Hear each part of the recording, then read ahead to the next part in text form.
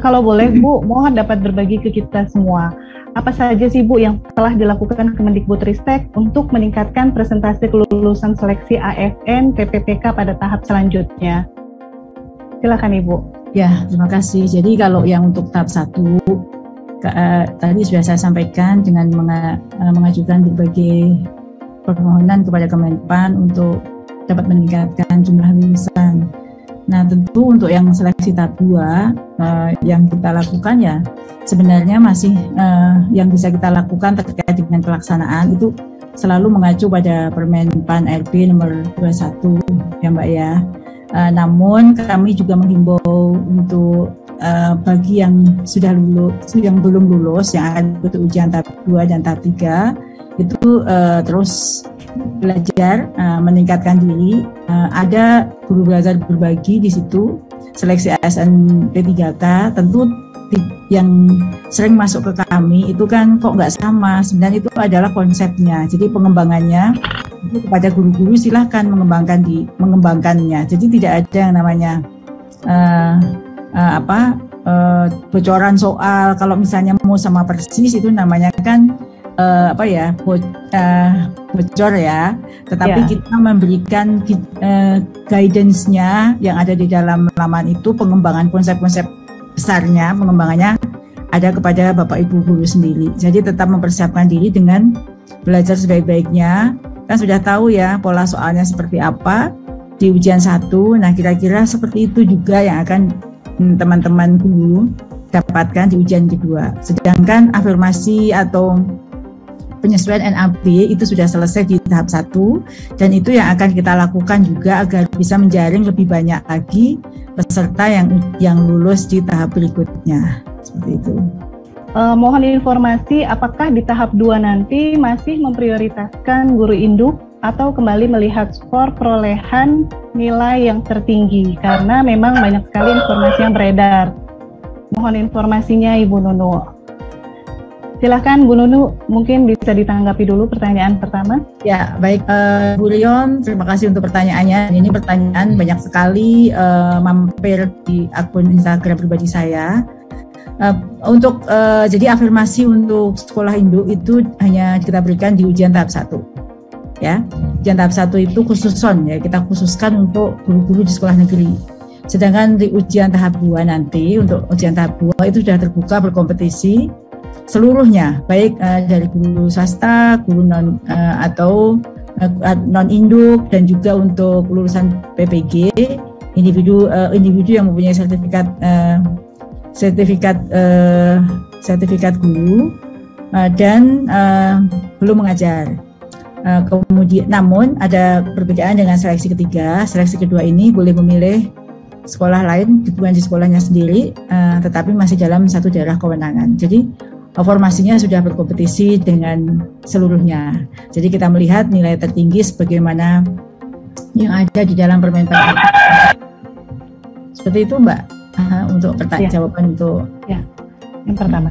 Terima kasih Bu Nunu. Kemudian selanjutnya ada pertanyaan lagi Bu dari Sherlita Marta Rovinda, seorang guru honorer sekolah dasar. Apakah di tahap 2 guru sekolah induk masih mengunci formasi seperti halnya tahap 1? Mohon penjelasannya karena saat ini sedang simpang siur berita tentang hal itu di media sosial. Terima kasih. Ya, ini jawabannya sama dengan yang pertama tadi. Yang pertama tadi sudah tidak ya. Jadi untuk semua formasi sudah terbuka untuk dipilih seluruh peserta di daerah kewenangan yang sama. Jadi kewenangan yang sama itu begini. Calon guru di Kabupaten Ciamis itu boleh memilih kalau mereka kabupaten ya, guru SD SMP boleh memilih lintas sekolah di Kabupaten Ciamis. Bukan di sekolah induknya saja, boleh milih mana yang menurut yang bersangkutan paling diinginkan.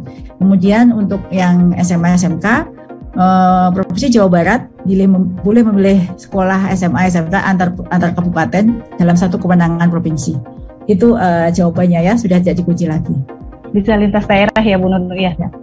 Lintas daerah, lintas sekolah, lintas satuan pendidikan, satu daerah kewenangan. Ya, Baik, terima kasih. Kalau untuk penyusunan nilai ambang batas yang dikeluarkan tadi saya sebutkan ya, Permenpan 1169 tahun 2021, NAP 123 ada nilai ambang batas 1, 2, dan 3 itu akan dipakai untuk ujian kedua dan seterusnya. Sedangkan mekanisme ujian untuk ujian tahap 2 dan 3 itu tidak berubah sebagaimana yang tertuang dalam Permenpan RB nomor 28 tahun 2021, Mbak. Di situ sudah ada disebutkan dalam pasal-pasalnya, jadi berubah sama sekali Permenpan sehingga ujian mekanisme ujian kedua dan ketiga itu sama. Yang tertuang dalam pasal-pasal dalam Permenpan itu tidak dari mekanisme yang tertuang dalam Permenpan. Jadi dimulai dari mendaftar seleksi kembali bagi yang sudah lulus ataupun lulus ambang batas tapi belum mendapatkan informasi, itu bisa mengikuti mendaftar lagi di SSC ASN-BKN, lalu memilih formasi lagi jika yang dipilih itu mapel yang sama dan jenjang yang sama, maka nilai yang sudah diperoleh di ujian 1 yang sudah melebihi ambang batas itu masih bisa digunakan. Jadi bisa mengikuti. Kalau tidak, ujian 1 sudah lulus tadi diperhitungkan. Dengan catatan tadi ya, tidak serta-merta nilai ujian 1 langsung diperhitungkan, tetapi jika jenjangnya gitu dia akan. Mohon maaf Ibu, agak terputus-putus ya Bu Nunu. Jaringan.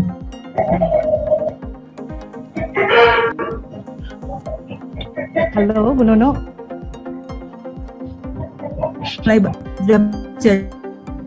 Masih terputus-putus Ibu, mohon maaf. Maaf saya ini, semoga sekarang sudah stabil. Ya, sudah jelas Ibu. Ya, tadi sampai di mana ya? Jadi kalau nilai yang pertama itu masih bisa digunakan. Tadi sudah sampai di situ ya, Mbak? Iya. Ya, nilai yang pertama ini banyak pertanyaan soalnya ke saya di Instagram pribadi maupun di halaman guru P3K itu banyak pertanyaan. Apakah nanti ujian yang kedua itu nilainya bisa digunakan? Bisa, dengan catatan jenjang yang dipilih sama, kemudian mata pelajaran yang dipilih sama, tetapi tetap harus mendaftar lagi dan mendaftar lagi untuk sebagai bukti bahwa kita adalah peserta ujian kedua. Setelah itu baru nanti akan mendapatkan lokasi ujian dan mendapatkan jadwal ujian. Seperti itu. Jadi prosesnya sama persis dengan yang ujian 1 dan itu masih ada di dalam Permenpan RB 28, Mbak.